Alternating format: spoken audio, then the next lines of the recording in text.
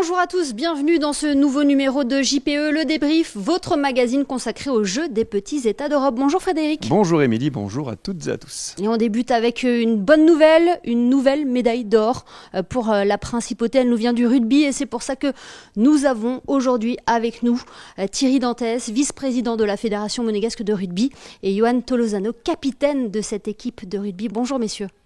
Bonsoir à tous. Tout d'abord, félicitations à vous, à toute l'équipe.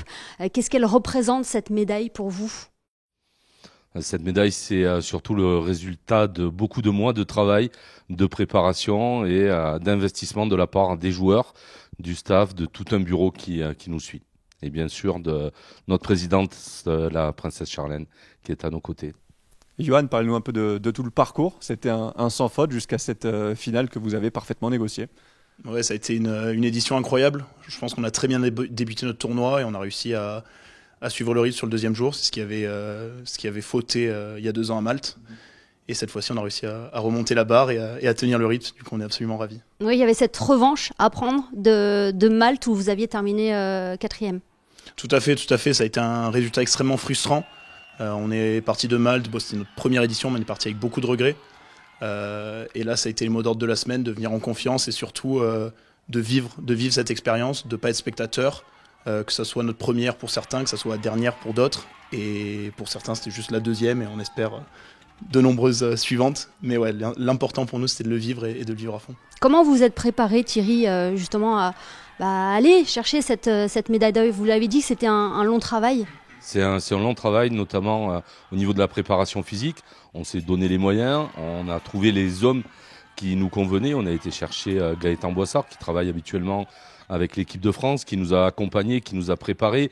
On a David Bolgashvili, notre entraîneur, qui a également préparé l'équipe, qui nous a préparé notamment sur des tournois qu'on a fait durant cet hiver pour être à 100% le jour J, et ça a marché. Thierry, ce projet Sevens, on a l'impression qu'il est en constante évolution depuis des années. À quel point cette médaille, ça peut peut-être donner encore un boost supérieur à ce projet-là ? Cette médaille, c'est une étape, puisque dans 3 semaines, on revient à Andorre pour les championnats d'Europe avec, on va le dire, les mêmes ambitions. C'est-à-dire, à nouveau, on va venir pour chercher l'or à Andorre.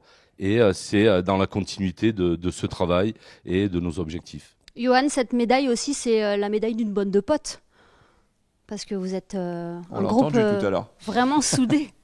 Ouais, tout à fait. C'est un groupe qui se suit depuis longtemps maintenant. On a commencé à jouer pour certains enfants, pour les plus récents depuis nos moins de 18 ans. Alors ça fait presque 10 ans qu'on se suit. Et le groupe s'est étoffé au fur et à mesure des années. On a eu du renfort, de très bons renforts au fur et à mesure des années. Mais c'est vrai qu'on a un groupe, le centre du groupe qui se suit depuis maintenant très longtemps. Et c'est un premier aboutissement pour nous sur notre chemin en tout cas. Justement, on va entendre Frédéric.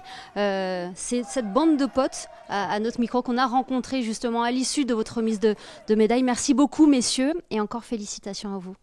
Merci à vous. Merci à vous et rendez-vous dans 3 semaines pour les championnats d'Europe. Ça fait maintenant presque 1 an que le groupe y travaille ensemble et au final le travail il paye. Je suis vraiment content parce que depuis le début du tournoi on dit que ça va passer. Ça fait quelques tournois qu'on fait où on perd en finale et là maintenant on prend l'or au meilleur moment. Et quelle finale! Ça représente l'aboutissement d'un travail collectif qu'on a fait cette année certes, mais aussi depuis 4-5 ans maintenant. Ça représente un peu tous les efforts qu'on a tous fait. On n'a jamais triché et on est récompensé aujourd'hui, ça fait plaisir. C'est mon premier tournoi donc avec cette équipe senior et je suis très content qu'on ait atteint cet objectif de la médaille d'or. Voilà, elle est là.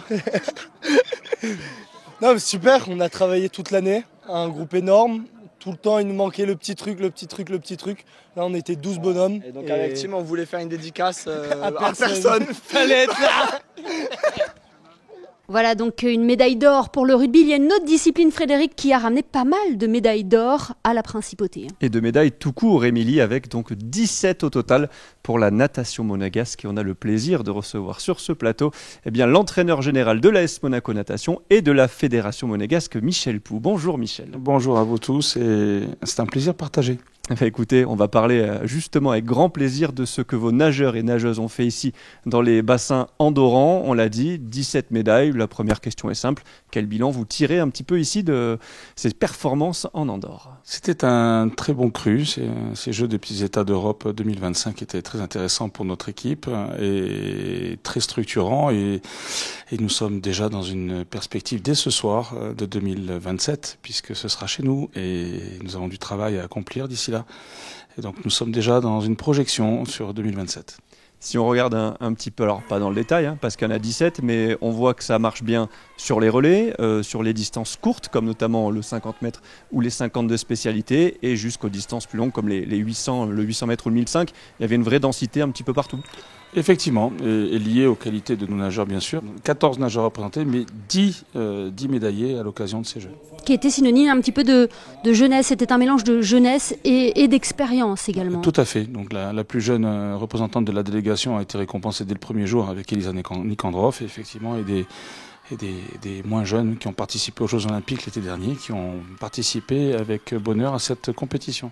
Souvent, on vous pose la question, Michel, dans ce groupe monégasque, il y avait 2 personnes qui portent le même nom de famille que vous, Lisa et Tiffany, ce sont vos filles, mais à chaque fois vous le répétez, il n'y a pas de différence, c'est pas un papa qui est présent au bord des bassins, c'est bien un entraîneur, et même Lisa et Tiffany vous appellent Michel lors des entraînements. Oui, et ce n'est pas d'aujourd'hui, donc ce n'est pas à l'occasion de ces Jeux que ça se fait, mais bien depuis leur plus jeune âge, en tout cas depuis que j'ai eu la chance de les entraîner.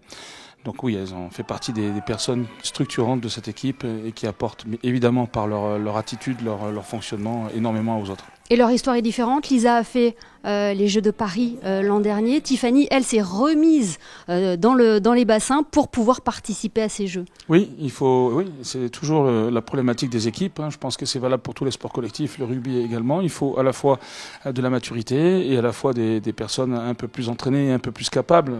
Partager son temps d'entraînement avec un travail ou avec une université, c'est pas forcément simple tous les jours. Donc on a des jeunes qui s'entraînent dans mon vie quotidien, d'autres un peu moins par rapport à leurs exigences personnelles diverses. Et qu'est-ce qu'elle vaut, cette jeunesse qui arrive ?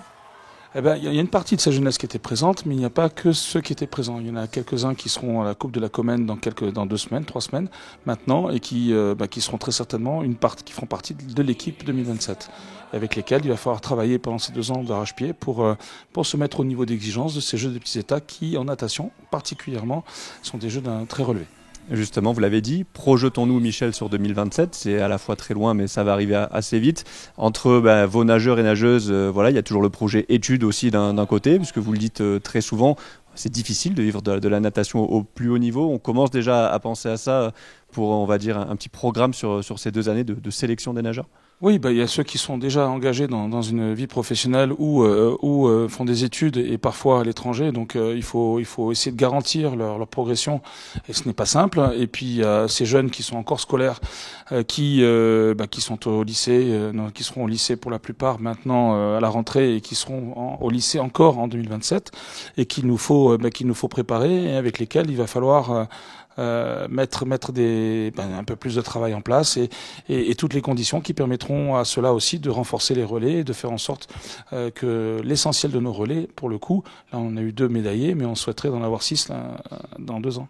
C'est tout ce qu'on vous souhaite. En tout cas, Michel, merci beaucoup. Je peux leur souhaiter également. Merci beaucoup d'avoir été avec nous. Profitez bien, fêtez bien, puisqu'il faut aussi fêter ces médailles. C'est la récompense du beau travail effectué de la part de tout le monde. Nous allons y contribuer. Merci à vous.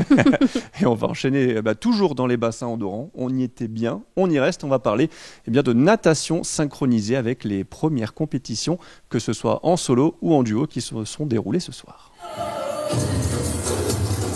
C'est un véritable ballet dans l'eau, un mélange de grâce, d'élégance, de précision couplé à de vraies qualités physiques.